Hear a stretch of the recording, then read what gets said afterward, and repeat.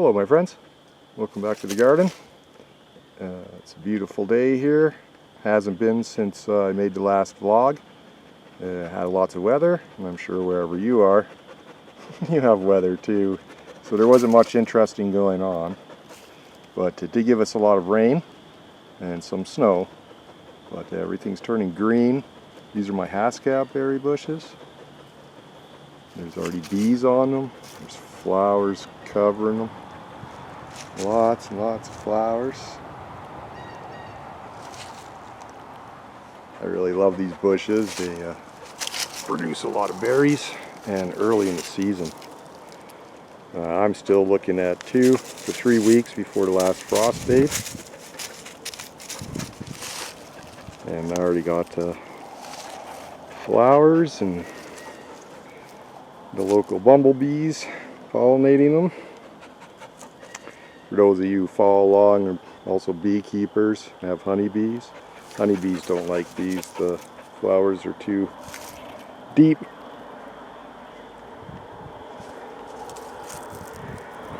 Wrong size and shape of flower for honeybee. But the wild bees do love them, and they do get well pollinated and produce lots of fruit. So yeah, like I said, we've been having a lot of weather, a lot of rain, which is good because they're predicting drought this season. They weren't issuing fire permits, so I haven't started biochar. I have my pile of wood that I've gathered up so far to go, covered from the rain and such, so it's dry. And as soon as I can get a permit and the weather permits, I will be producing some more biochar. So last video I planted beets here. They're starting to come up. I have to zoom in real tight, and it's too bright out here for me to see on the screen to get a good shot for you, but they are starting to come up, so that's a good sign. They need some water on them. My strawberries are recovered. Last season I wasn't very good at doing the weeding and keeping up with things. I was busy with other stuff and just let a few things go, so I've been picking out all the weeds as I can. And I just collect them in a bucket, then I transfer them to a larger bucket with some water in it, and I make some compost tea. I started that in the last vlog, so since it's been 2 weeks since then, I have compost tea ready to go and use if need be. This bed is again not a biochar bed. It was just soil and compost. I'm digging out all the weeds and stuff. I let it go fallow last summer, so a lot of stuff growing in it shouldn't be. The only thing I want that's growing in it is this rhubarb that's come up nice. Anyone out there knows exactly about how to get rhubarb to produce better? I heard something about keeping it in the dark or something, but I haven't looked it up yet. So, if you know something about rhubarb, please let me know. Wouldn't mind growing some. It survived the last 2 winters, so that's a good thing. So I do have biochar. You can see here there's stuff growing in it over winter. Dandelions. There's no soil or compost or anything in there. It's just activated charcoal, activated with biology. Stuff loves growing in it. So here I got peas. They're also starting to come up. So another thing I'm out here doing is making sure all the things that I planted get watered. Speaking of water, I didn't add any water to this little kiddie pool pond thing I got going on here. I have it partially shaded, just I don't want a bunch of algae growing before I get a filtration system. But yeah, it rained quite a bit. This is nearly full. Brought down some water. I use rainwater in the garden, which brings me to this. So over here I have carrots planted, and I watered them in with the rainwater. And all this greenery you can see here, that is not carrots. I'm assuming Either they were waiting for me to pull back the mulch cover, or I think more likely a bunch of little seeds that washed off the roof with the rainwater. But either way, hopefully I can distinguish between them and the carrots once the carrots start growing. That's why it's a good idea when you plant. I just stuck some sticks in at the ends of the rows of the carrots, so when stuff just does start growing, it should be in a straight line, and I can just follow the rows and hopefully not pick the stuff I want growing out of there. This is just some lattice work for beans or peas. I placed it down like that to keep the cats out of there. It's a good trick for keeping cats out. Over here you can see before I put it on some indentations in the soil and some cat footprints. So I put this lattice over it, trellis, whatever, and it keeps cats out. It's one way to do it. They also don't like damp soil, so they don't like digging around in the mud, and they don't like mulch. They tend not to dig in deep mulch. They don't like things touching their butt. But that's another video, how to keep cats out of your garden. Yeah, these are radishes. You don't have good luck with radish, so I planted them as early as I could. They had snow cover, like I said, less than a week ago. But they've come up nice, so that's a good sign. Let's see if they make radishes. My raspberries, as if there's any doubt they come back, eh? Almost impossible to kill those things. There's my oregano. It's coming up nice. That's a perennial. Grows every year back. And then this garden's ready to go with any seedlings like come out of any plant starts I bring out from the house. Add again with my carrots. Some more raspberries. These are golden raspberries. Those are red raspberries. This bed over here is all planted out with garlic. So that'll come up at some point. But yeah, today what I'm going to be starting doing is, since it did rain and we still have leaves on the lawn from last fall, I'll be doing some mowing, collecting up the leaves and stuff, which I use for cold composting, fungal dominated compost, which I add to my soil mix along with the biochar and my native soil, which I will be needing to make in considerable amount of it soon. I'd like to fill in this bed. This is one of my raised beds. It's my raised bed system. This is basically a soil engine. You will more soil will come out of it than you put into it, that's for sure. But yeah, I'm doing a huglekulture core. I just cut up a tree and I put it in here to take up space, because you don't need in a raised bed, right? I raised it off the ground, what's that, 16 inches, plus it's dug out, because I don't bring in soil. I don't buy soil for filler to fill my beds. I use my own soil. So I dug beneath where this bed is sitting, all the topsoil up, which is only about an inch or two, really. And yeah, here, sorry about the terrible camera work. But this is what my topsoil looks like. And this isn't just from this hole here that I dug for this bed. This is surplus from filling in all these beds. Plus there's a surplus of topsoil right there.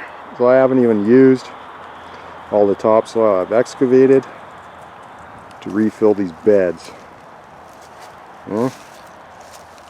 I do huglekulture core, which again, trees. Don't use small stuff. Anything less than 3 or 4 inches in diameter is going to rot away really quickly, and you're just going to have collapsing beds, and yeah, they'll sink real fast. It really, putting a bunch of small bits of stuff in here doesn't help at all. So what I like to do is just the big stuff, and then I'm going to put a layer like I said, of the grass and leaf mulch that the lawnmower picks up. On top of this, pack it down, fill it in the crevices and stuff, which won't be a permanent solution to the bed sinking or, you know, holes, but it does add great composting material and a great start to the bed, and gets all this stuff working and the worms and everything going and the bed working. And once it starts working, these beds will produce. This bed gets no amendments, no nothing, and every year my ass gaps look healthier and healthier. You know, I got natural stuff growing in there, lots of moss and everything, and strawberries growing in there too. But yeah, no, the system works. So again, this was a very long introduction, but yeah, this is what I'll be doing. I'm going to be filling in this bed. So first thing first, I got to go mow and collect up some leaves and stuff to put in here.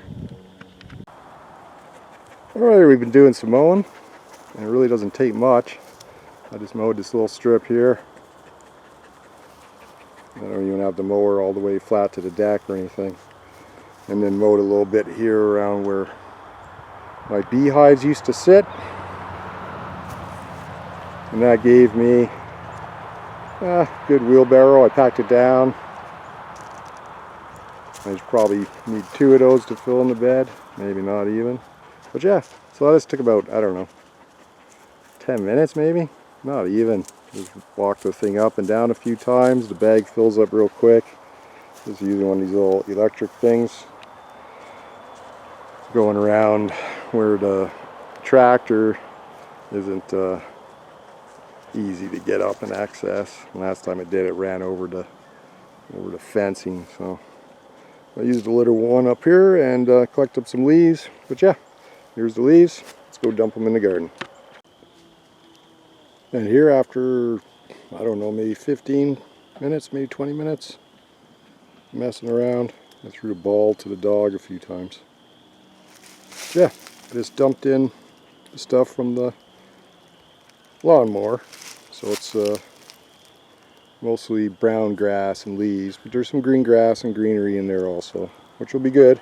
It's a nice mix for doing a compost, right? And then I just went along. You can see, this is the only time you should be walking in a raised bed. But yeah, I just stamped it all down a bit. I got 3 or 4 inches of room left. I'm going to put the soil in. The soil will of course compact this down some more. Don't be scared how much you put in. This stuff's going to compost down and disappear really fast. So you can put even more than I did here. This was about 2 wheelbarrows full, packed in wheelbarrows too. And I just spread her out with the rake and then stepped it all down. But yeah, now the hard part, I guess, is making a soil mix. And I'm just going to use my native topsoil. You can use whatever soil you have. Clay, silt, sand, any mixture thereof. And it doesn't matter the organic component, because we're going to add biochar, which is basically a permanent organic component. So whereas adding compost and manures and other organics to the soil will improve the health, those are temporary measures and will disappear even in one season. Biochar will last, you know, at least your lifetime and many others after that. So yeah, I'm going to take this soil, my native soil, right? I'm not going to buy anything to fill this bed. I'm going to use easy to access resources from your yard too, okay? If you have a lawnmower, if you have a lawn and leaves fall on it, leaf and grass, you make a pile. It creates a cold compost, fungal dominated. You know, that's going to be great addition to our soil mix. And then of course, whatever soil you have, I don't care. You're going to say, no, my soil's no good, I have to buy soil, I can't use the soil here, my soil's dead, blah, blah, blah. It doesn't matter. Take your soil, and I'll show you how to turn it into something awesome. So yeah, my topsoil, which is not great. Some leaf and grass compost and some biochar. That's going to go on top of the leaf and grass mulch, and then tree cut up as a huglekulture core. Okay? This is going to create a vermiculture. That's the primary reason I put so much mulch in here.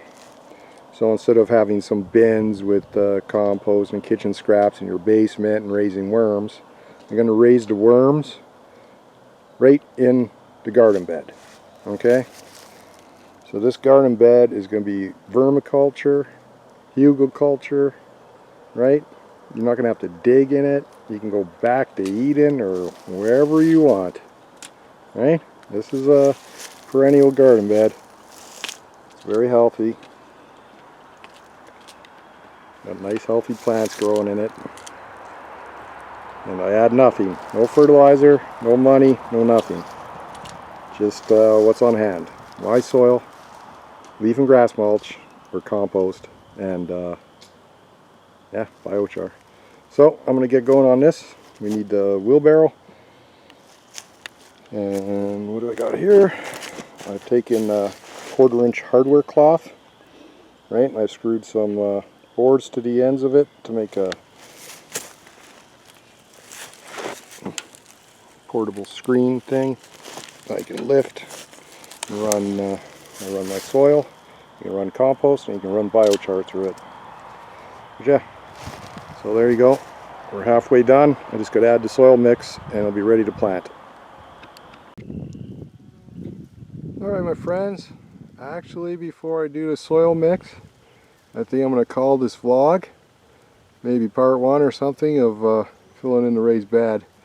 But I'll pick it up, I'll make a separate video of doing the soil mix. So I'll show you my existing soil mix, I'll show you what my topsoil looks like, and then I'll transform my existing topsoil into a beautiful mix and fill in that bed, because that is my next project. But as you can see, all this gloomy grayness, it's not clouds.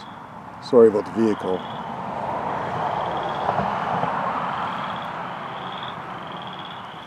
But this is all smoke. It rolled in. We had nice blue sky. Since the smoke has rolled in, it's dropped the temperature 10 degrees Celsius. So it went from about 25, 26 degrees Celsius yesterday afternoon to now it's, I think, 1 p.m. and it's 15 degrees Celsius. So a 10 degrees drop. The sun is kind of orangey and hard to see. But yeah, these aren't clouds, it's all smoke.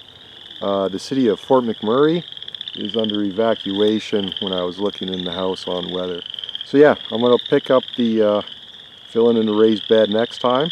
So if you stayed with me this long, please join me again in the next video. Subscribe, give me a thumbs up. Join me here on the channel as a friend. I'm always happy to meet new people and get to know you all. This has been a great experience. But yeah, I'm here to help you turn any soil, any inorganic matter into a great fertile topsoil. So until next time, peace.